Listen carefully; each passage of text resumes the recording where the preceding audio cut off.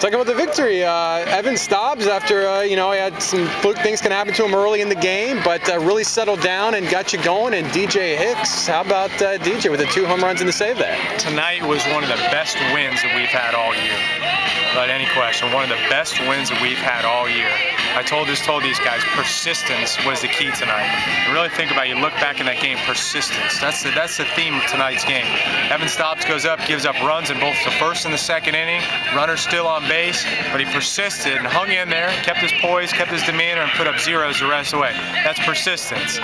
You know, maybe a couple weeks ago we might have folded and given up some bigger innings there. He didn't, because that's persistence. Their starting pitcher was very good. He was very good tonight, but it was persistence that kept us in the game. I mean, the first time around for the first 3 innings, he had our number, but persistence kept us in the game. Whenever you face a good pitcher, no matter who you're facing, but especially really good pitchers, most of the time they're still going to give you one pitch to hit. It's like in the major leagues. I mean, guys are throwing 90 to 94. How do you really hit that? Because most of the time they're going to give you one pitch, and you got to take advantage of that opportunity. DJ Hicks did that, and we got his pitches. Romans did that, and a lot of other crucial opportunities there. So tonight, the story of the game tonight was persistence, and I think the guys are continuing to play well from this past weekend.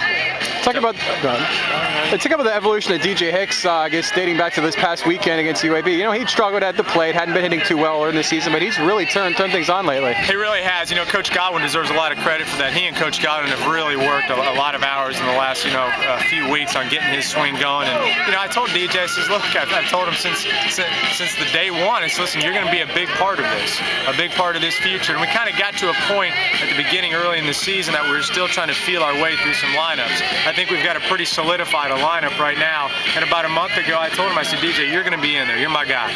I mean, you're going to get in there most of the time, so just relax. I think just like all hitters, but especially a young guy, he's probably pressing early with every at-bat, you know, wanting to stay in the lineup, needing to get the big hit. So I think he kind of got a lot more comfortable as he went on, and obviously now he's done a great job of that. And that confidence and momentum has carried over to him on the mound, and why he's done a great job at the end of the game for us. You talk about that play in the outfield. What did they tell you, like when they reversed it from the double play to a base hit? Yeah, you know, they said the ball was trapped, you know, and you know, I didn't have a clear angle on it, but the bottom line is when the umpires get together, you know, they decide to make the right call and move on. So. What about one of the defensive play? Duffy going against the wall, got that grab there. Yeah, Duffy did a tremendous job. You know, Chris Duffy really hasn't played much outfield before this year, and deserves a lot of credit for all of his hard work out there. Like you guys had a lot of first pitch, like swinging at first pitch strikes. Does that aggressiveness come back to haunt you sometimes? Is there like some diminishing returns when you guys just are so aggressive at the plate? I think, you know, I think with any time in baseball, it's kind of risk reward. You know, you've got to, in order to gain something, you got to sometimes, you know, lose something in essence. And what we are right now offensively is a very aggressive, strong team who has the ability to drive the ball out of the yard and hit the ball in the gap. So in order to do that, I want guys to be aggressive early in the count. You know, we're up there looking for a certain pitch or looking for a certain location, and the guys have done it. So they're playing with a little bit of confidence right now. I know we're a couple days removed from it, but can you talk about Shane Brown and what he did with the NCAA record, 18 consecutive on-base appearances? Can you talk about that a little bit? Tremendous job. You know, again, we've been saying since day one, you know, Brownie is a self-made clutch player.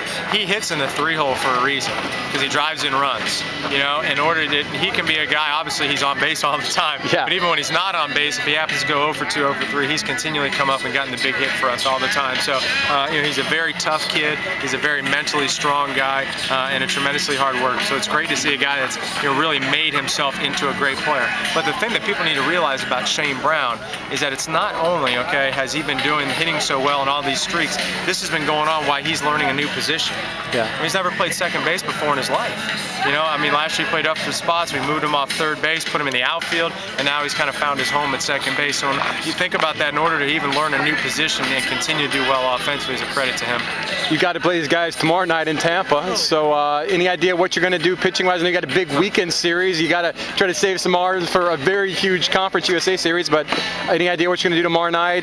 Pitching by committee, or just see what happens? I would say right now it's going to be a pitching by committee. Yeah. You know, obviously I tell people all the time, pitching by committee is we're still going to do, you know, everything we can to win the game. That's the most important thing. Even though we throw a lot of guys, I think a lot of people think that, you know, we're getting ready for the weekend. That's not by design. I mean, we're throwing a lot of guys because I'm trying to give us the best opportunity to win. It helps us that it prepares guys for the weekend, but we're going to put ourselves in a position to win. Listen, you know, right now, you know, South Florida is a great team. They're having a great year. Our guys played well. It's going to be a battle tomorrow night. And then you're right. You just alluded to it. We've got the biggest conference weekend of the entire season coming up. We talked about 2 weeks ago about this being the big push.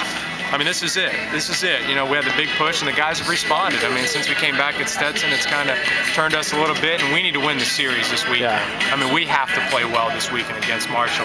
And like I said, hopefully the most important thing is that we're playing better as the season gone on. That's what was most important to me, is not so much, yes, the results, but I want to see the process. Are we continuing to get better? And I think we've gotten better in the last couple weeks.